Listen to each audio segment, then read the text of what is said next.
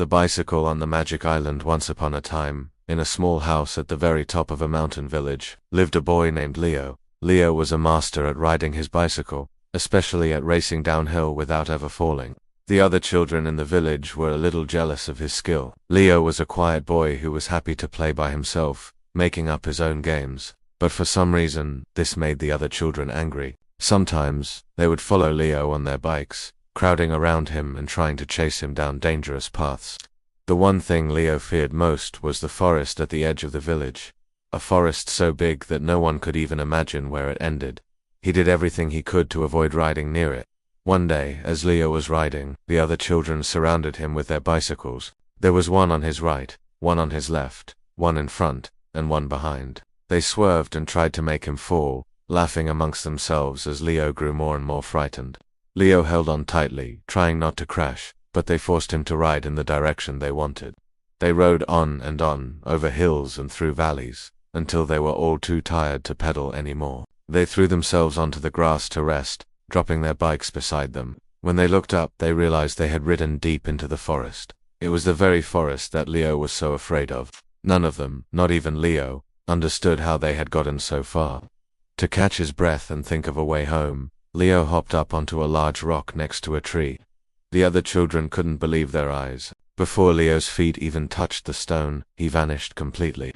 Terrified, the children left their bikes and ran away as fast as they could. Leo opened his eyes and found himself on a deserted island.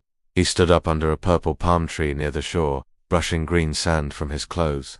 He looked around, wondering, "Where am I? How did I get here?"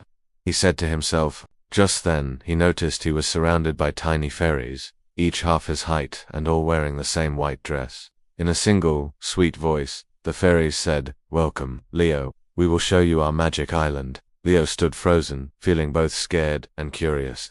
The fairies all joined hands, formed a circle, and began to hum the same lovely melody. As they hummed, they made the circle smaller and smaller until, right in the middle, a bicycle appeared with a poof. "This bicycle is our gift to you so you can explore our island. Come on, Leo, follow us," the fairies chimed.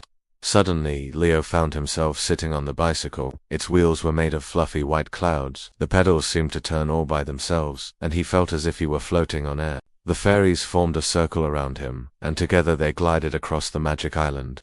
After a while, they came to two doors. As they continued forward, the fairies called out, "Leo, we will go through the door on the right." And together they all passed through the right-hand door.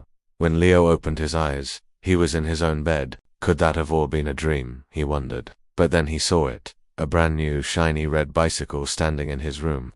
He rubbed his eyes and looked again. The red bicycle was still there. Just then, his mother came in. "Leo," she said, "a kind stranger heard how much you love to ride and brought this bicycle for you." Leo was overjoyed. He gave his mother a huge hug, feeling very grateful to the kind stranger he didn't know. He immediately took his new bike for a ride around the village.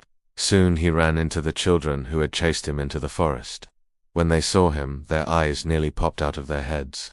The boy who had vanished on the rock was standing right in front of them. They cautiously walked over, and Leo, who had already forgiven them, told them everything that had happened. One of the boys said, "We should go to the forest and jump on that magic rock, too. Then we can all come back from the magic island with new bicycles." Leaving Leo behind, the children raced toward the forest.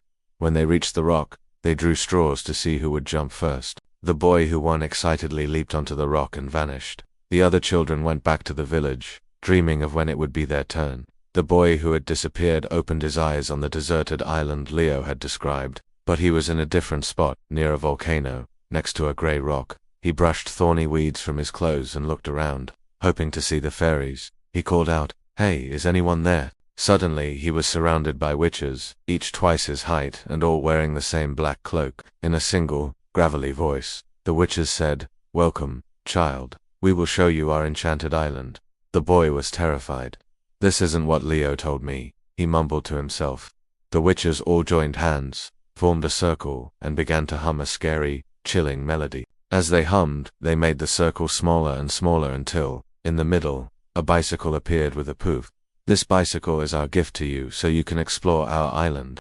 Now, follow us," the witches rasped. Though he didn't want to go at all, the boy found himself on the bicycle. Its wheels were made of thick, sticky mud. Every time he tried to pedal, he felt like he was sinking deeper into the ground. The witches circled him, and together they trudged across the enchanted island. After a while, they came to 2 doors. As they moved forward, the witches cackled, "Hey, we're going through the door on the left." And together, they all passed through the left-hand door. When the boy opened his eyes, he was in his own bed. Oh, it was just a dream, thank goodness, he thought. But then he heard his mother's voice from the other room. "I don't understand how you can lose a whole bicycle. We won't be buying you another one for a long time." The boy walked sadly through the village. He met the other children, who were all waiting for their turn to jump on the rock. "What happened?" they asked eagerly. "Where's the new bike you got from the magic island?" The boy told them everything that had happened. The children looked at each other silently, their faces full of thought. Then, all together, they started walking up the path toward the little house at the very top of the hill, hoping to speak with Leo. And from there, Magic Island, the fairies and the witches watched them all.